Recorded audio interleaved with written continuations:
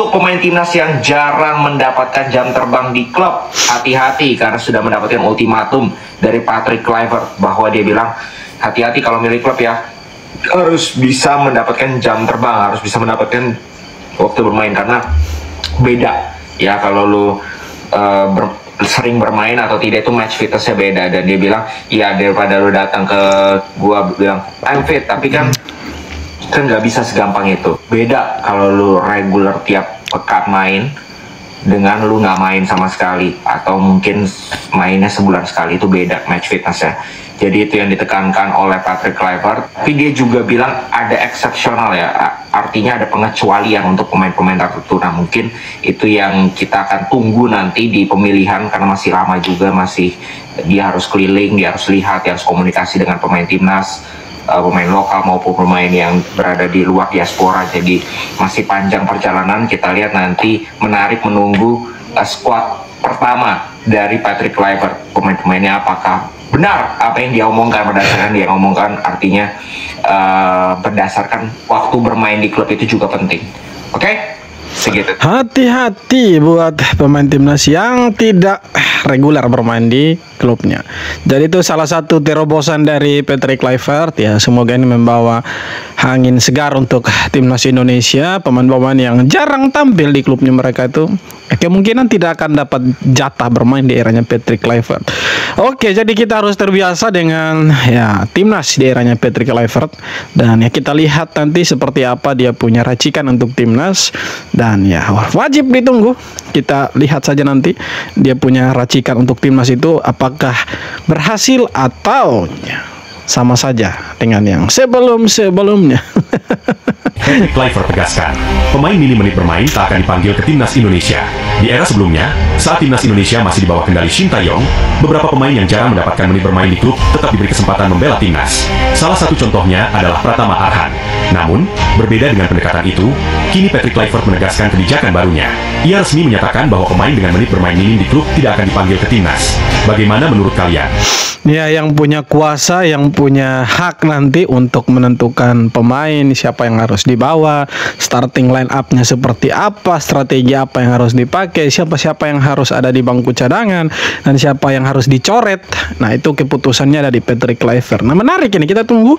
Kalau dia sudah keluarkan statement seperti itu bahwa pemain-pemain yang punya menit bermain kurang di klub itu mungkin akan ya tidak dipakai di timnas. Ya ini menarik teman-teman. Kenapa saya bilang menarik? Karena agak berbeda dari pelatih sebelumnya, Coach Shin Tae-yong. Nah, Coach Shin Tae-yong itu sering memakai pemain-pemain yang kalau boleh dibilang itu jarang dapat menit bermain di klubnya mereka ya. Katakanlah seperti Pratama Arhan itu kan jarang dapat menit bermain juga, tapi ya pasti dipakai lah sama Coach Shin Tae-yong waktu itu teman-teman ya. Kecuali mungkin ya di AFF kita lihat Pratama Arhan dipakai ya mungkin sebagai starting. Tapi kalau kita lihat di kualifikasi Piala Dunia ini, Pratama Arhan itu mungkin masuk sebagai cadangan saja. Tapi ya dia dapat menit bermain lah dari Coach Shin Tae-yong. Nah, kita lihat nanti Patrick Kluivert apakah dia akan menepati janjinya. Dia akan ya tidak akan pakai lah pemain-pemain yang tidak dapat menit bermain reguler di klubnya. Dan menarik, kita tunggu teman-teman ya. Semoga dia tepati apa yang dia bilang. Kluivert bidik 4 poin di Maret mendatang. Siapkan strategi menyerang untuk timnas. Patrick Kluivert menetapkan target meraih 4 poin dalam 2 laga kualifikasi Piala Dunia melawan Australia dan Bahrain pada Maret mendatang. Untuk mencapai target itu, Kluivert berencana mengedepankan permainan menyerang dengan dominasi penguasaan bola. Pelatih asal Belanda ini menyebutkan bahwa formasi 4-3-3 atau 3-5-1 mungkin akan diterapkan, tergantung kenyamanan para pemain di lapangan. Kluivert juga menekankan pentingnya rasa percaya diri dalam menguasai bola, karena menurutnya, tanpa penguasaan bola, sebuah tim sulit mencetak gol. Kluivert bidik Ya 4 poin, mungkin 1 poin dari Australia, kemudian 3 poin lawan Bahrain ya. Bisa jadi seperti itu teman-teman. Tapi ya semoga dapat 6 poin lah supaya kita bisa kunci posisi kedua, atau setidaknya kita bisa ada di 4 besar dan kita bisa masuk ke ronde berikutnya lah. Ya kalau 4 poin saya pikir ya positif juga, karena kalau kita dapat 4 poin di bulan Maret, bulan Juni kita dapat ya setidaknya 4 poin lagi. Ya lumayan lah kita bisa kunci. Setidaknya kita ada di 4 besar teman-teman. Ini ya, aku kasih saran ke Pak Erick Thohir dan Pak Arya Sinulinga. Saran dari saya sebagai rakyat kecil yang melihat kondisi persepak bolaan Indonesia pasca diberhentikannya Coach Sinteyong sebagai pelatih kepala timnas Indonesia. Ini ya Pak, aku kasih saran ini Pak. Stop untuk masuk ke podcast dan muncul di TV sana sini Pak. Sebagai orang yang mewakili organisasi PSSI, cukup umumkan pemberhentian Coach Sinteyong dan digantikan oleh Coach Patrick Kluivert tanpa memberikan alasan panjang lebar Pak. Karena apa Pak? Karena kita nggak tahu respon masyarakat Pak. Yang terjadi, pendapat masyarakat setelah melihat alasan yang sedemikian panjang lebar itu semakin liar Pak, semakin kemana-mana, semakin rakyat ini menghubungkan kemana-mana Pak. Banyak cocok logi, banyak konspirasi setelah melihat alasan Bapak Arya dan Bapak Erick yang sedemikian panjang lebarnya Pak. Kalau kataku, saranku Pak, stop untuk masuk ke podcast dan muncul di TV sana sini Pak. Dan setelah itu cukup buktikan aja Pak bahwa keputusan yang diputuskan oleh PSSI beserta anggotanya, bahwa keputusan ini tepat, bahwa Indonesia pada akhirnya akan lolos ke Piala Dunia 2026 Pak. Itu saja Pak saranku dari saya sebagai rakyat kecil Pak. Terima kasih. Ya akhirnya kan orang bisa menilai juga. Nah banyak yang bilang Pak Erick Thohir sibuk klarifikasi, sedangkan STY itu biasa-biasa saja, tidak ada klarifikasi apa-apa. Justru dia berterima kasih kepada PSSI dan lain-lain. Ya, tapi saya pikir itu asumsi sebanyak orang, ya itu haknya mereka. Kalau mereka mau berasumsi seperti itu tidak masalah juga ya, tapi yang terpenting kita dukung saja apa yang dibuat sama Pak Erick Thohir dengan jajarannya dia di federasi. Saya pikir yang mereka buat ya yang terbaik lah, mereka juga mau yang terbaik untuk timnas kita.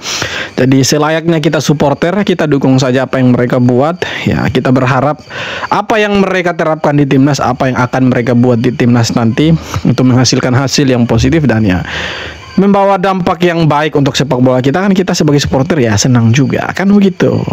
Saya tidak masalah jika PSSI menaturalisasi Emil ke timnas Indonesia. Saya akan membuktikan diri di lapangan.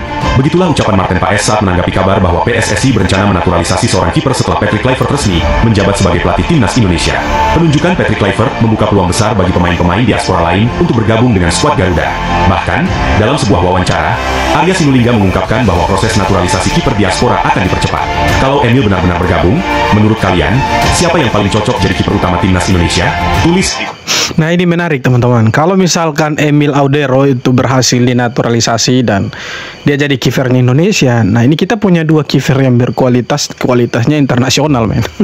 Ada Martin Paes, ada Emil Audero. Nah tapi ini Emil Audero seperti tidak ada kabar. Ini sudah Januari tapi belum ada kabar lah. Yang gencar kita dengar dari Pak Erick Thohir itu kan sepertinya oleh Romeni dan juga si Jairo Ridwell teman-teman. Tapi ya kita tunggu saja nanti teman-teman, apakah si Emil Audero akan dinaturalisasi atau tidak. Nah kalau misalkan dia ada di timnas, saya pikir ini bagus untuk kedalaman skuad, khususnya di lini belakang atau di kiper teman-teman. Ya walaupun dulu banyak yang menolak karena statement dari bapaknya dia, ya tapi kan itu sudah berlalu teman-teman. Dan kalau kita melihat perjalanan timnas sekarang, ya kurang rasanya kalau kita hanya mengharapkan Martin Paes. Oke, mungkin kita punya Hernando Arya dan Nadeo, tapi kan kalau kita melihat di ronde ketiga ini yang sering turun itu kan Martin Paes. Nah kalau misalkan Martin Paes itu cedera, siapa yang mau menggantikan dia? Sedangkan kalau kita mau bicara kualitas ya Martin Paes dong di atas ya kan.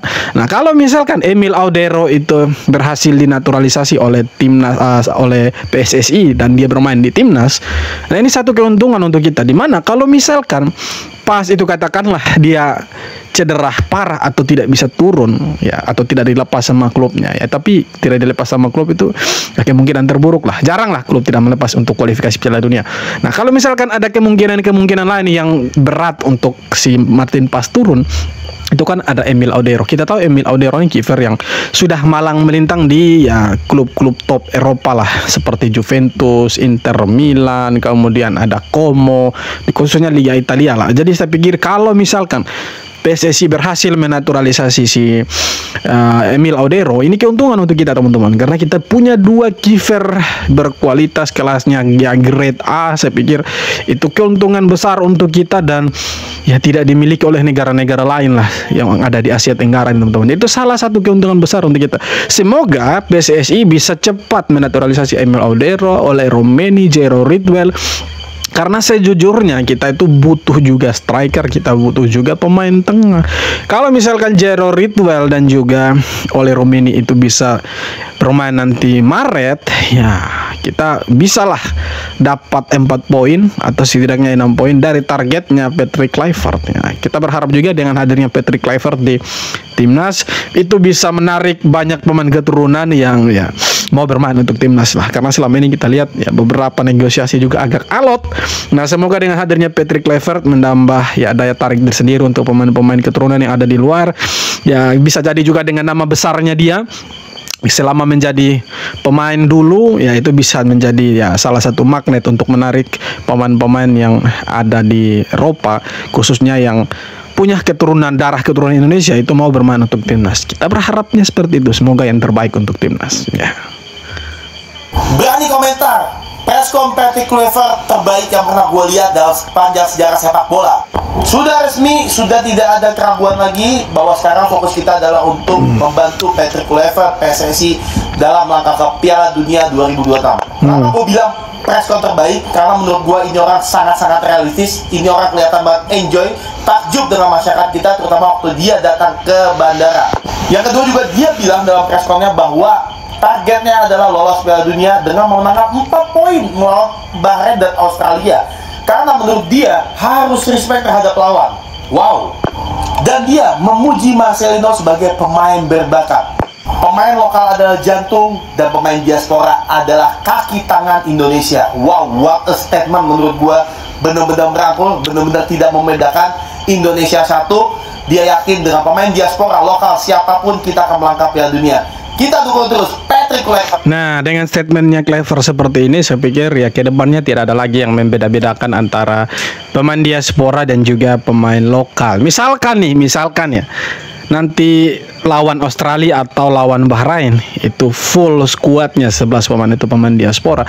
Jangan sampai itu dihujat-hujat, jangan sampai dihina-hina segala macam, dikata-katain pemain lokal atau pemain diaspora, jangan. Karena semua mereka itu orang Indonesia, semua mereka sudah memilih Indonesia sebagai kewarganegaraan mereka. Saya pikir yang mereka sudah menjadi orang Indonesia dan harus kita dukung mereka.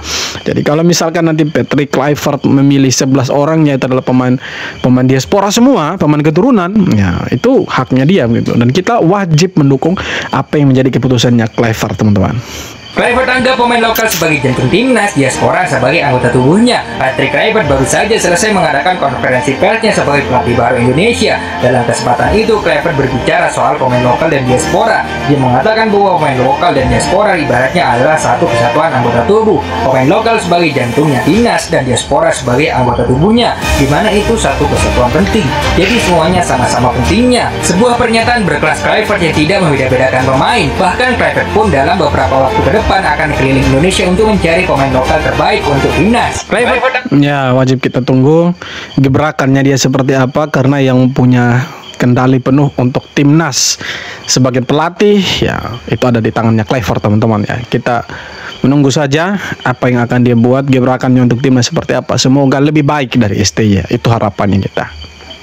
Patrick Kluivert pun mengakui kalau posisi Indonesia di grup C itu sangat berat.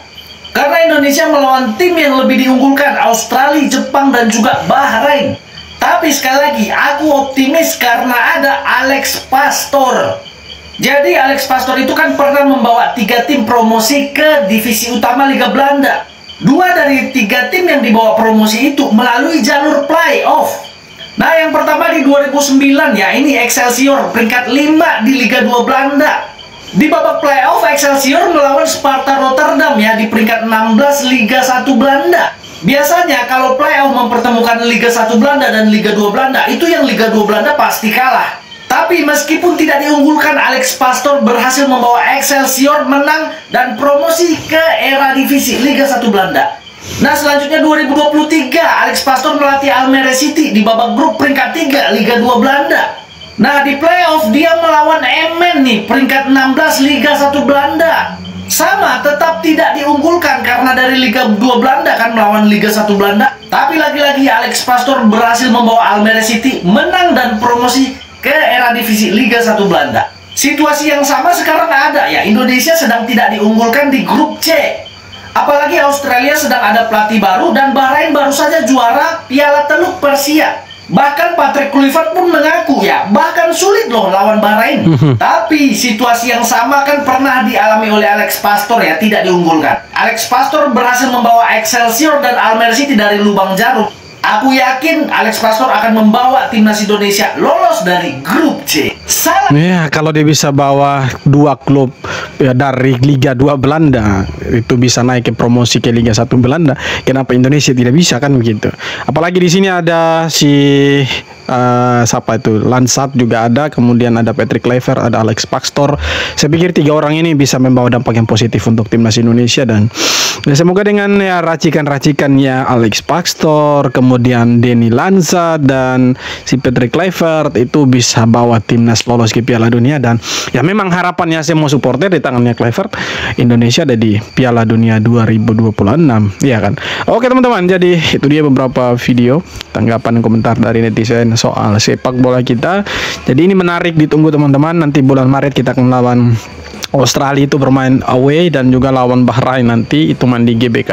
Nah, ini menarik, kita tunggu seperti apa perjalanannya timnas Indonesia di tangan pelatih baru, di tangannya Patrick Kluivert. Ya kita dukung saja apa yang nanti dia buat. Ini masih dia 2,5 bulan lebih lah untuk dia bisa menyatukan pemain-pemain yang ada sekarang, ya menggunakan segala kekuatan, mengerahkan segala sesuatu yang ada di Indonesia untuk bisa menang, dan ya kita bisa lolos ke Piala Dunia. Wajib ditunggu dan ayo kita dukung timnas. Oke teman-teman, sekian video kali ini. Terima kasih banyak sudah nonton video sampai akhir, dan kita jumpa lagi di video-video berikutnya. Hormat.